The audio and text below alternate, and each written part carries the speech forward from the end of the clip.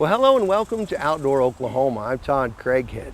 You know, every year the Wildlife Department offers its Wildlife Expo out at the Lazy E Arena, and it's a huge event. Today I'm joined by Rachel Bradley, who experienced your first expo last year. So what'd you think? My first expo was awesome. I can't tell you how much fun I had. You know, Todd, I grew up outdoors shooting guns at our family farm, and I was fishing all the time and all kinds of stuff. But you know what I haven't done that I got to do at Expo? No. Bow fish. It was so cool. It was too cool. And the cameras got to go along this year. So let's check it out.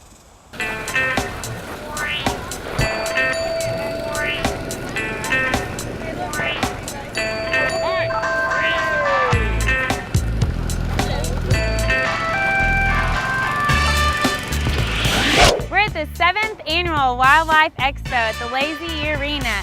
There's so many things to do out here. We've got shotgun shooting, birdhouse making, we've got make and take fishing lures, and here there's family fishing clinics.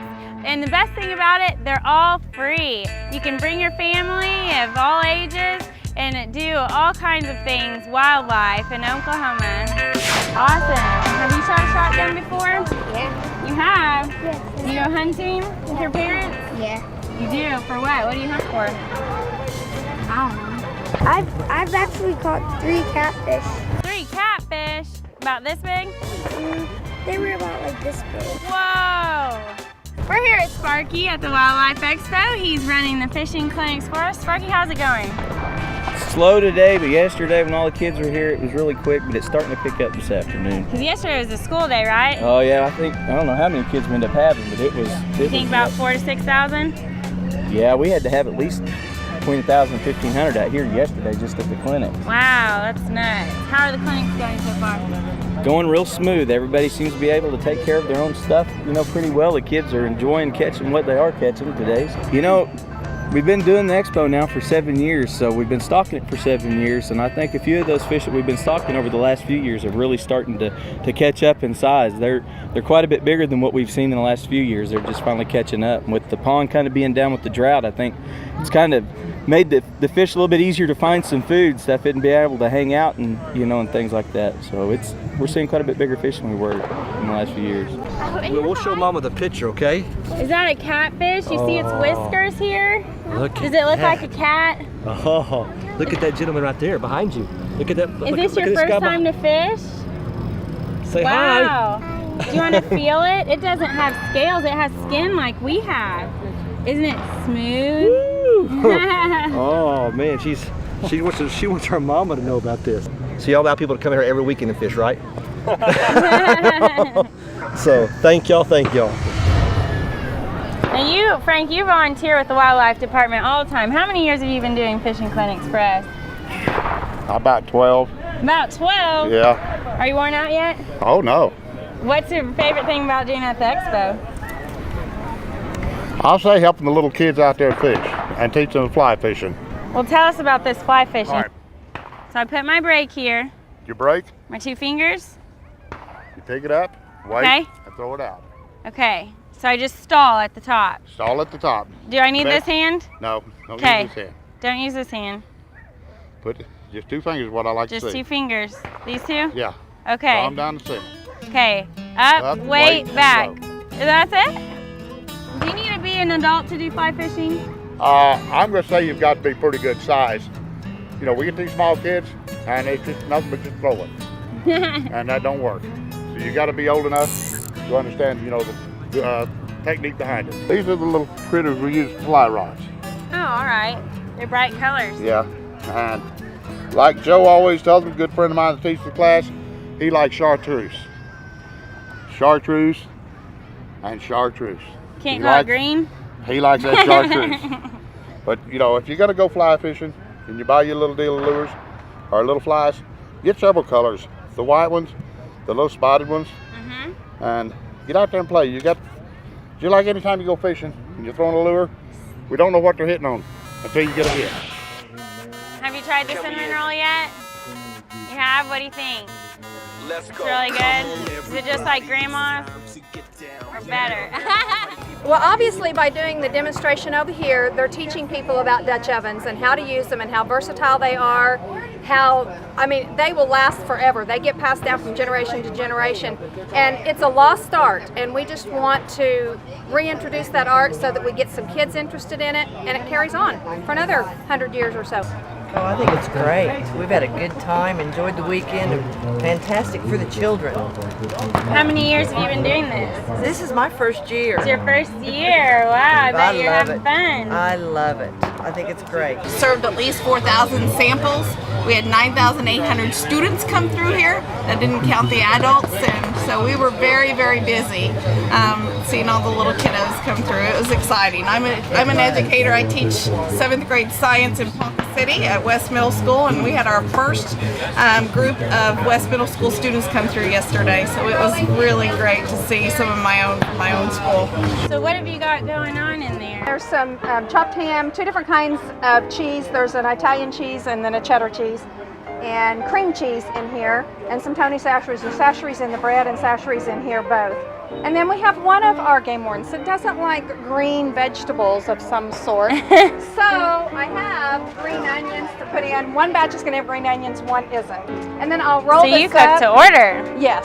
I'll roll this up like you would a cinnamon roll. Oh, okay. And then I cut it and you just twist it over, and then I'll put it in a circle in the pan. And we make the Dutch oven act like a bundt cake pan. Oh. I would put a pan in the middle of it. Oh. A hole so that it can bake around it, and it just, it looks kind of braided when it rises. So it's real pretty, I bet. It is pretty. It is. Well, looks good. I'll have to come back and try it. Wow. What all can you do? You guys seem to do a lot of pastry type things.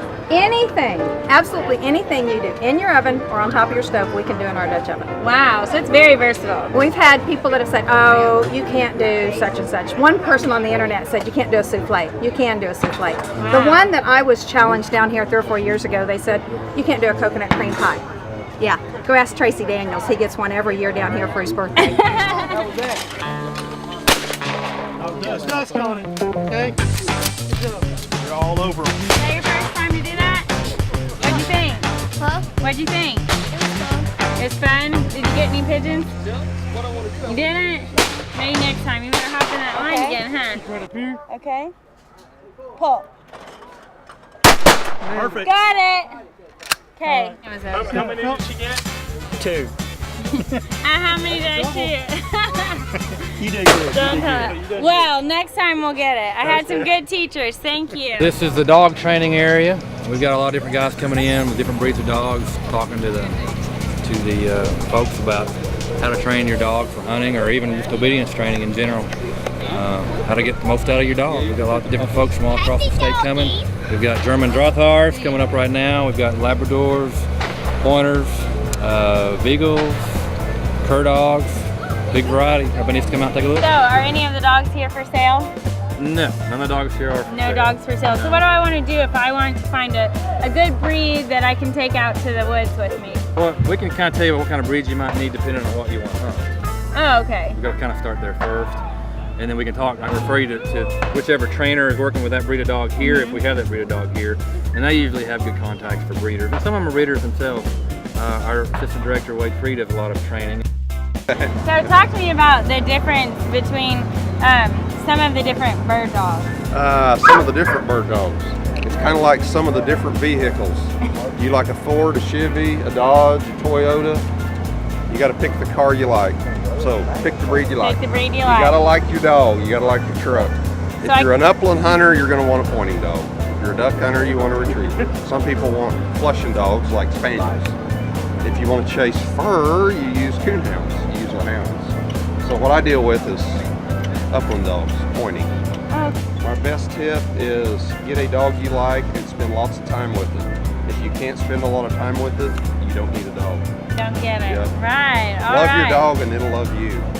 Man's best friend, right? Yeah. It's kind of like your kids. If you don't spend much time with them, they're going to be trouble later. I guarantee you. Oh, come on. See my problem? That's what happens. Yeah. You know, Rachel, the cool thing about the expo is that there's literally something there for everyone. Absolutely everyone. An 8-year-old can participate, an 80-year-old can participate. It doesn't matter what your outdoor skill level is. You can be a beginner or an experienced outdoorsman and fine-tune your techniques on a particular sport.